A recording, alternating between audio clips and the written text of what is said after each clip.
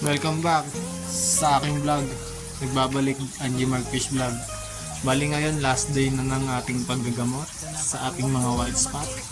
Kung mapapansin natin, itong mga tiger bugs natin ay nakasurvive na.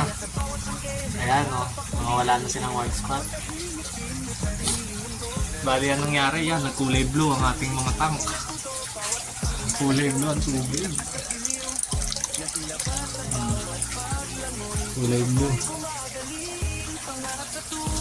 Bali magaling na, no? Tapos yung white spot nga pala, ibubukod natin ng content dahil kung paano ba nagkakaroon at kung paano ba nakaka-apekto sa isda ang white spot, kung paano ba dumadami sa tank ang mga white spot. Ang white spot po ay isang parasite na dumidikit sa isang isda tapos nagkakahawa-hawa na. Bali ito, no, mga beta natin nagkaroon na rin ng white spot. Kaya naman nagkaroon ng white spot to, bali doon yan nakalagay, no, dati. Ang ginawa ko, nag-water change ako sa mga beta ko, kumuha ako ng tubig doon sa malaking tank. Ayun, nadamay. Kung mapapansin nyo, ayan, puro white spot, matamlay yun. Yung ginagamot natin, bali pang 3 days pa lang ito. Sana makasurvive ang mga beta natin. Ito mga main tank natin na 270 gallon. Bali kaya 270 gallon kasi magkakasama na yung lahat yung isang filtration. Yan ang naging problema kaya nagkakahawa ng white spot. Bali magbablog ako niyan, na sa sunod na vlog. Iba-vlog ko yung mga kung bakit nagkakaroon ng white spot ng mga isda at kung paano dumadami ang white spot at kung paano mapupuksa. Bali ito, no, huling gamot na natin. Bali bukas mag-water change na tayo ng 60%. Bali ubos lahat ng tubig niyan para mawala na yung gamot sa mga tank. Yan, bali 54 ml ang kailangan natin. Gamit tong gamot na Ocean Free.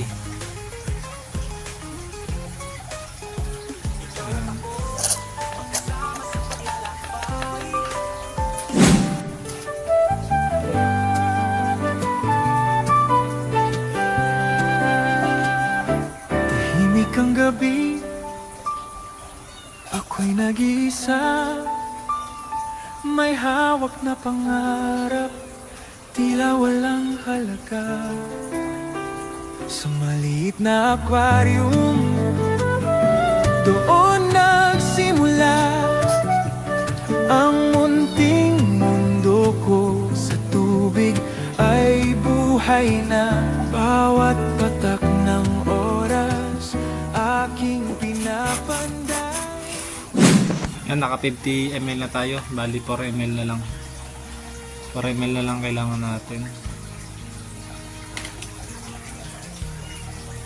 4 ml na lang.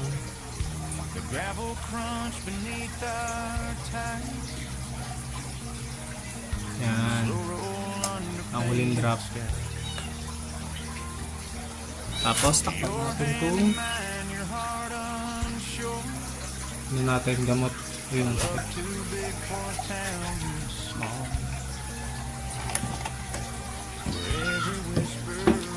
Ito natin ilalagay yan. Gasan lang natin.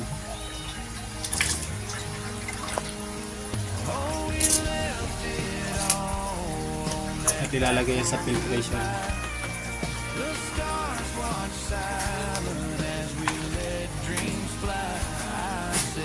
Tapos ito, haluan natin ng tubig.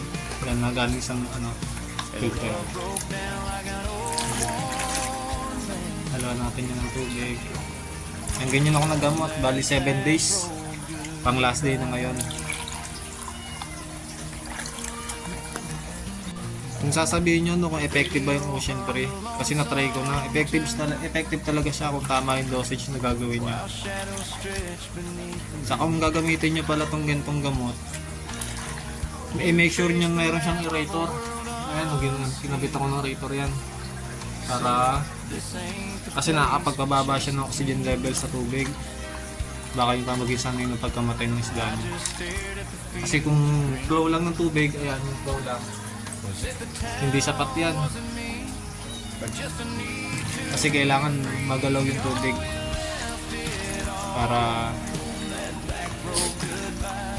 magkaroon siya ng oxygen. Tapos ito no, ito tong isang gantong karami ilalagay natin dito kasi ito yung pinaka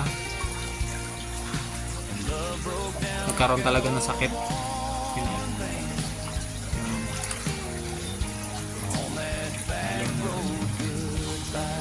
Sa mga tiger bugs natin.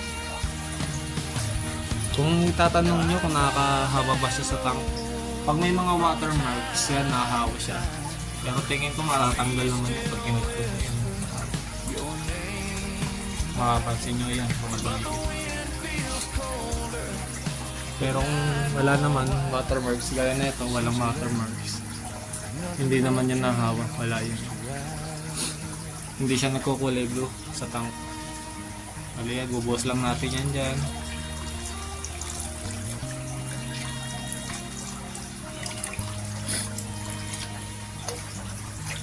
Para mawala na yung white spot, isang uri ng parasite sa isda.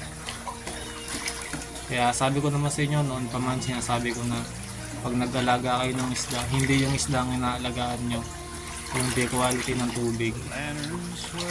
Kasi kung ano mang healthy ng isda ang ilagay nyo sa tank nyo, kung hindi naman healthy yung tubig, hindi yan magtatagal.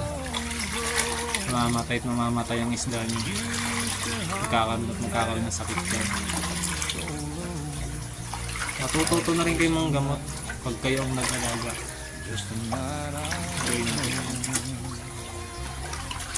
Gukulay blue na lahat yan. Gukulay blue.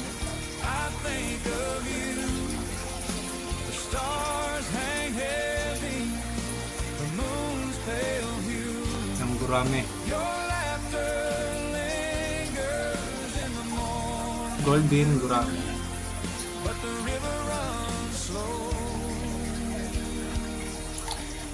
Bali ganyan lang ang technique natin ang gagawin.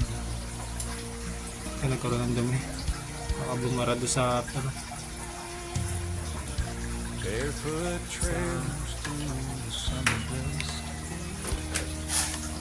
powerhead sa submersible.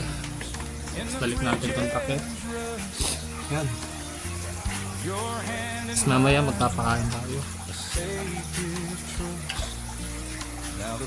Yung mga beta natin. Dito na lang, no? Bali binalag ko lang yung paano ko ginamot yung mga isda ko. Wala na, halos lahat sila wala ng white spot. Yung mga beta ko na lang yung gagamutin ko. Hanggang dito na lang itong vlog nito. Thank you.